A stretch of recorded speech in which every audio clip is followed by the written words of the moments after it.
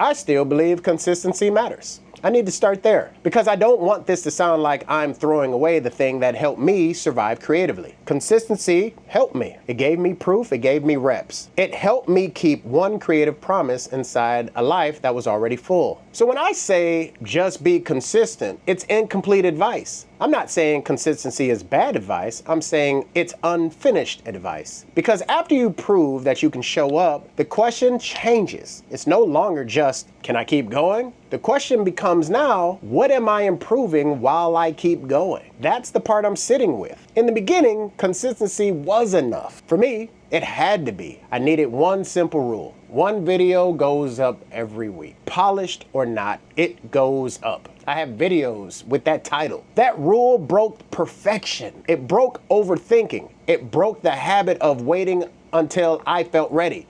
And honestly, if I didn't have that rule, I don't even know if this archive would exist. She was a little turd there. Now a big turd. I'm never gonna let you go. On track number 2. With your love I'd never be alone.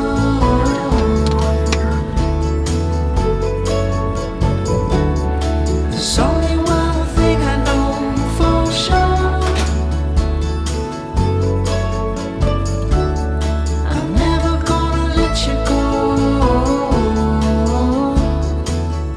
But now the pressure is different. I'm in my 4th year of consistent output, but I have not had 4 years at this exact level. The first version lived on Instagram and on Facebook. Weekend recaps. They were short, they were simple, it was survival based, and it was on my phone for an entire year. That season was not me trying to become a YouTuber. It was me trying to honor one creative promise. When I felt like every other layer of my life was taking pieces of me, I needed a reason to pull out the camera. And we just got out of COVID. I needed a reason to reclaim the creative flame that I felt was slipping away. That was the beginning. After that year, I moved those recaps over to YouTube, maybe prematurely, but at the time it made sense to me. YouTube is where video lives longer. If the work was going to have a long-term home, that is where it belonged. The next year was my first year of long-form content on YouTube. I have never done that before, ever. So that year was not just about finding a lane, it was about testing my bandwidth. I have a new adventure with creating long-form content with no real solid, solidified plan yet, but I just know I want to do it. Can I do it? Can I not do it? Could I make something longer? Could I do it every week? Could I build a new format with long content while maintaining the promise that I just learned how to keep from the year prior? No doubt. That was probably an extremely reckless move. To make it worse, I made another announcement on the internet, on Facebook and on Instagram. I am going to continue this year. And the thing is, how I think about humanity anyway, nobody cares. We all scroll. So if they saw that video, they'll keep scrolling. But that meant something to me, you know? Because saying it publicly created just enough pressure. Even if I had to imagine one person thinking, he ain't gonna last, that was enough. That invisible pressure helped me keep the chain alive. So yes, this is my 4th year of consistent output. But it's really my 3rd year of true YouTube output. And I have not been doing the same thing the whole time.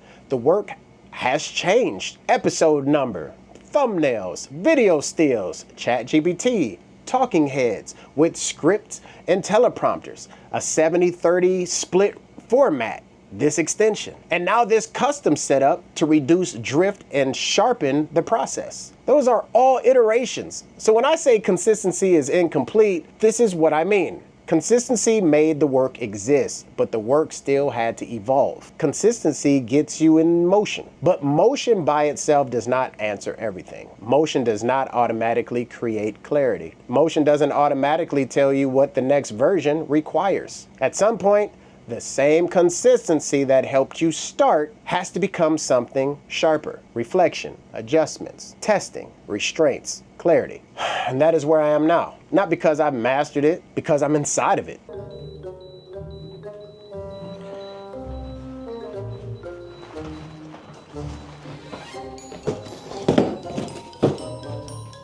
This YouTube extension is not a random side project.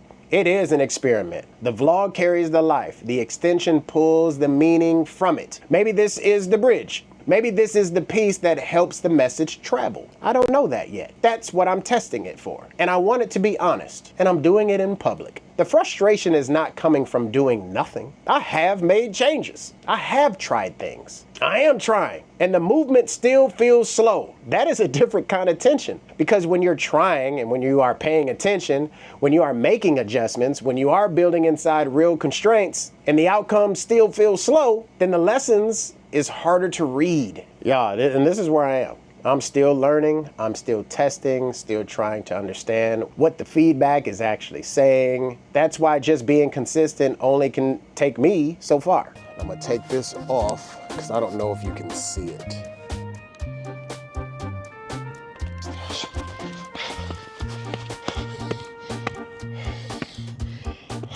Because consistency can become a shield if I'm not careful. It can become the thing I point to, so I don't have to ask harder questions. Was the idea clear?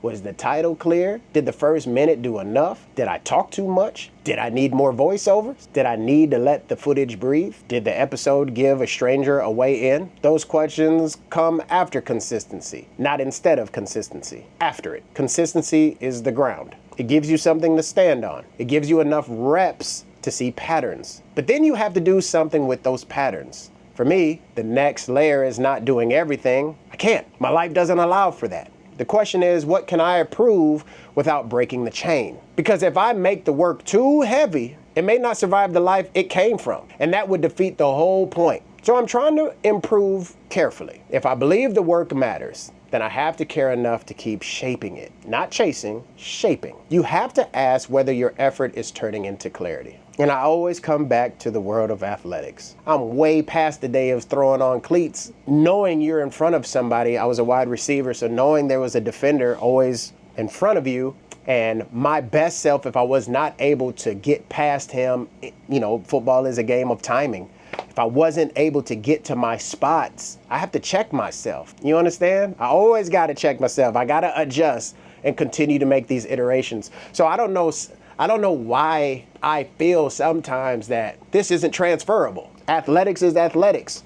Creativity is creativity. And the truth is, it's all the same. It's all the same. But yet, I still want to talk about it. If you found this helpful in any way, please leave a thumbs up, smash the bell, subscribe, hit the notification bell so you could be notified. These drop every Thursday, kicking and screaming. If you feel like this message wasn't for you, and if you feel like you know somebody that this might be better suited for, send it their way. I'd appreciate that. In the meantime, in between time, check out what is queued up next. This is my venting season. So all my tensions are coming out in quarter 3. So I will see you guys next week.